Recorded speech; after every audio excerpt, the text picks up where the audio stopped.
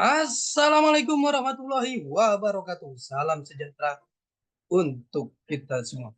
Apa kabarnya rekan-rekan mahasiswa, mahasiswi Universitas Dian Nusantara? Kita berjumpa kembali di mata kuliah pengantar bisnis di pertemuan yang ke-9. Tidak terasa kita sudah memasuki pertemuan yang ke-9. Mudah-mudahan Allah Subhanahu wa taala Tuhan Yang Maha Esa memberikan kita keberkahan kesehatan sehingga kita bisa menyelesaikan mata kuliah ini dengan sukses dan lancar. Rekan-rekan semuanya, sebelum kita mulai proses belajar mengajar ini, alangkah baiknya sama-sama kita berdoa agar proses belajar mengajar ini berjalan dengan sukses dan lancar. Berdoa menurut keyakinan dan kepercayaan masing-masing. Berdoa dengan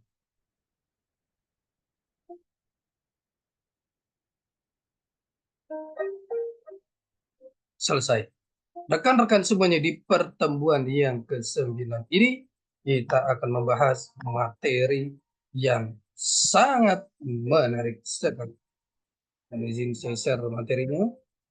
Di pertemuan ke-9 ini kita akan membahas materi mengenai fungsi personalia dan sumber daya manusia.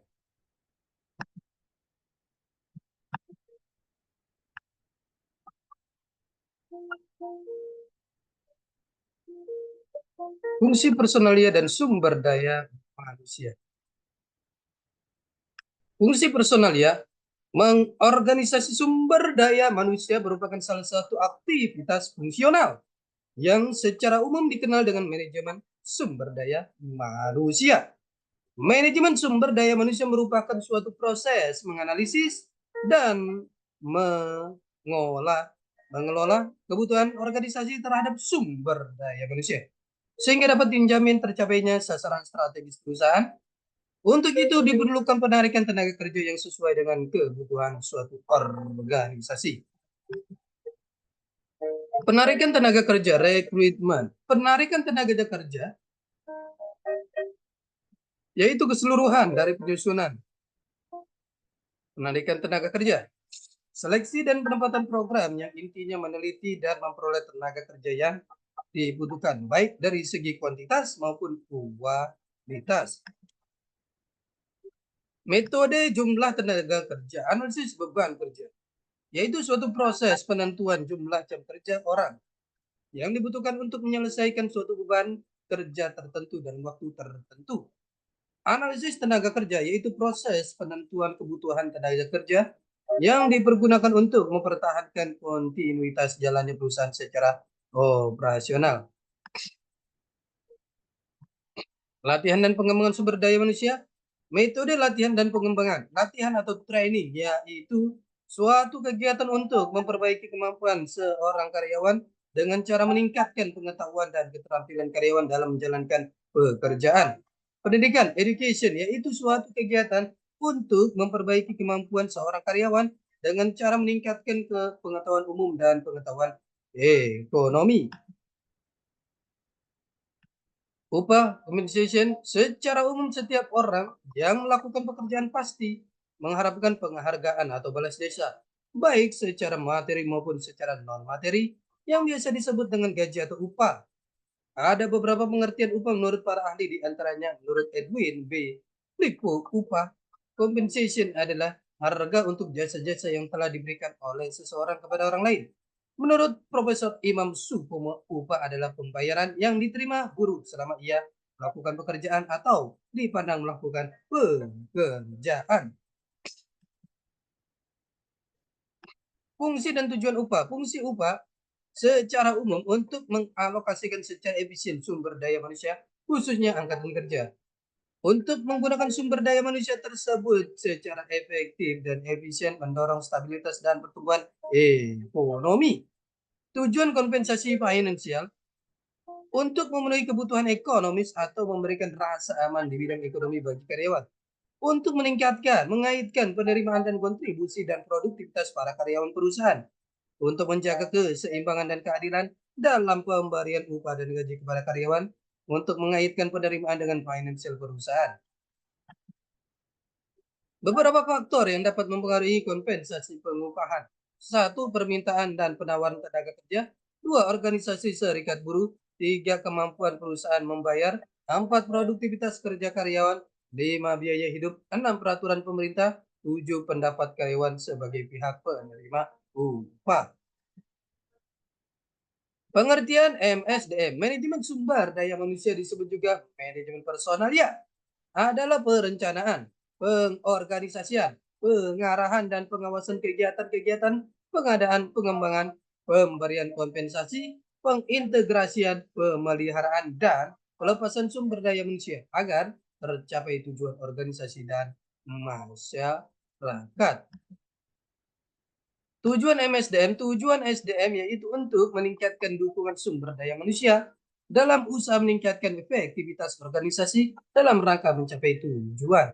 Secara operasional dapat diamati atau diukur untuk meningkatkan produktivitas pegawai, mengurangi tingkat absensi, mengurangi tingkat perputaran kerja, atau meningkatkan loyalitas pegawai pada organisasi. Kegiatan atau aktivitas MSDM secara umum dapat dikategorikan menjadi empat, yaitu satu, persiapan dan pengadaan. Dua, pengembangan dan penilaian. Tiga, pengkompensasian dan perlindungan. Empat, hubungan-hubungan kepegawaian. Satu, persiapan dan pengadaan. Kegiatan persiapan dan pengadaan meliputi satu, analisis jabatan, yaitu kegiatan untuk mengetahui jabatan-jabatan yang ada dalam organisasi dan tugas serta persyaratan yang harus dimiliki oleh pemegang jabatan. Dua, rincian tugas, job description. Tiga, persyaratan tugas, job specification. Empat, standar kerja, standar kinerja, job performance. Dua, pengembangan dan penilaian. Setelah bekerja secara berkala, pegawai harus diberikan pelatihan-pelatihan. Hal ini diperlukan untuk meningkatkan produktivitas pegawai dan menjaga terjadinya keusangan kemampuan pegawai akibat perubahan yang terjadi di lingkungan kerja. Setelah itu dilakukan penilaian yang bertujuan untuk melihat apakah untuk kerja pegawai sesuai dengan yang diharapkan dan memberikan umpan balik untuk meningkatkan kemampuan dan kinerja. Hal ini juga membantu dalam perencanaan karir pegawai. Tiga, pengkompensasian dan perlindungan. Para pegawai harus diberikan kompensasi dalam bentuk program kesejahteraan untuk mempertahankan dan memelihara semangat kerja, motivasi, melindungi pegawai dan dari akibat buruk yang mungkin timbul dari pelaksanaan pekerjaan dan menjaga kesehatan karyawan. Hal ini dilakukan karena pegawai menginginkan balas jasa yang layak sebagai konsekuensi pelaksanaan pekerjaan.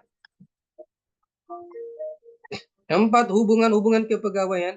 Hubungan-hubungan kepegawaian meliputi usaha untuk memotivasi pegawai, memberdayakan pegawai. Hal ini dilakukan melalui penataan pekerjaan yang baik, meningkatkan disiplin pegawai agar mematuhi aturan-aturan, kebijakan-kebijakan yang ada, dan melakukan bimbingan. Sasaran-sasaran MSDM: satu, society objektif. Dua, organizational objektif. Tiga, fungsional objektif. Empat, personal objektif. Satu, societal objektif. Kegiatan yang dilakukan dapat memberikan keuntungan bagi masyarakat, organisasi, atau perusahaan. Organisasi berdiri dalam lingkungan masyarakat untuk memberikan nilai bagi masyarakat atau untuk meningkatkan kesejahteraannya.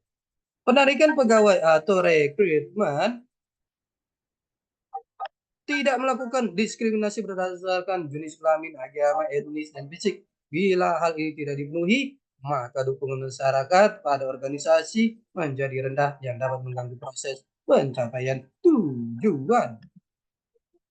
Dua, organisasional objektif. Kegiatan yang dilakukan dapat memberikan bantuan untuk mencapai tujuan organisasi agar organisasi dapat bertahan dan memberikan manfaat, maka harus mencapai keuntungan atau bekerja secara efektif dan efisien agar meningkatkan produktivitas karyawan.